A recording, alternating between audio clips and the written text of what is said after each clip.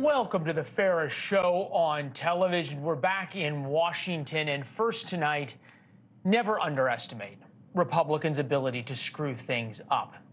To be specific, 8 Republicans voted with every Democrat in the House to throw out House Speaker Kevin McCarthy.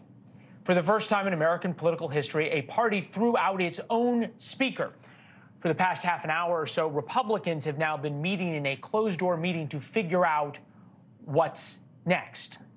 They did something that had never been done in history before, and they don't have a plan for someone better, and at least some of them don't seem to care.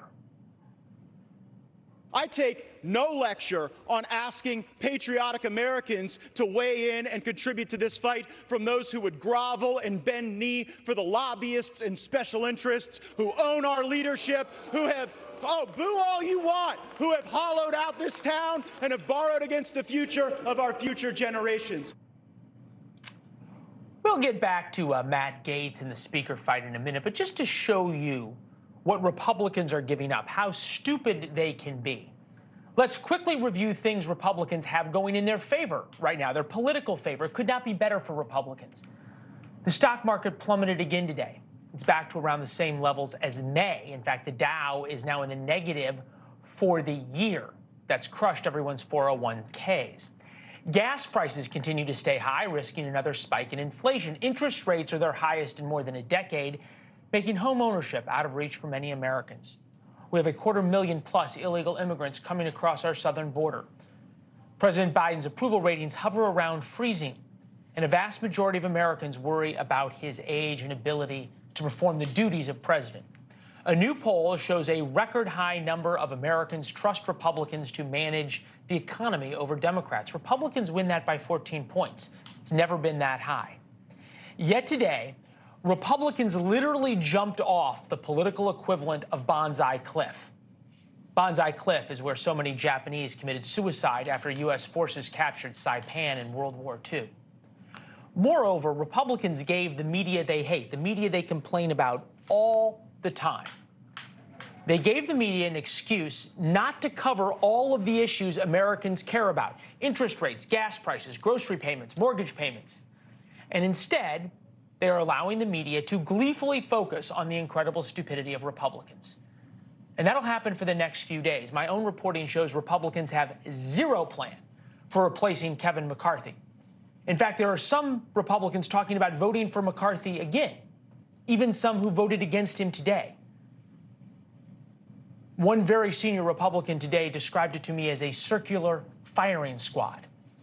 So once more, here's the man leading his fellow Republicans off Banzai Cliff. I would say that the conservative agenda was being paralyzed by Speaker McCarthy. We hadn't even sent a subpoena to Hunter Biden. Our oversight was lackluster. Our spending priorities were misaligned. The top-line budget was going to lead to more inflation, more debt, more challenges. So the best way to advance the conservative agenda is to move forward with a new speaker. And we're told just in the past couple of minutes, McCarthy said he will not run for speaker again. So now they really don't have a plan. So in the final vote, Republicans couldn't stay unified to keep Kevin McCarthy as speaker, yet Democrats had no problem staying together. They voted 208-0 to pave the way for Republicans to jump off the cliff. They watched and waved. Matt Gaetz introduced the motion against McCarthy and convinced a handful of Republicans to vote against the speaker. And with Democrats, most Republicans in Congress hate Gaetz. But his friendship with President Trump and fundraising ability emboldened him. You heard him. His actions today do nothing to solve the problems of 330 million Americans who are not members of Congress. Peter Baker of the New York Times recently wrote, "To many Americans, government dysfunction is the new normal. As the nation teetered on the brink of a shutdown, its citizens were largely focused on other things." No kidding. And yet Republicans kept any progress on those things from happening. Moreover, they kept any hope of the media talking about those things from happening. The things that matter most to Americans are paralyzed right now. In fact, they're going to get worse.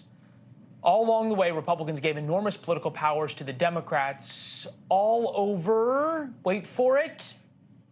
To be honest, it's hard to figure out what Republicans get in return. As I said, Never underestimate the ability of Republicans to screw things up. Thanks for watching. Go to newsnationnow.com to find NewsNation on your television provider.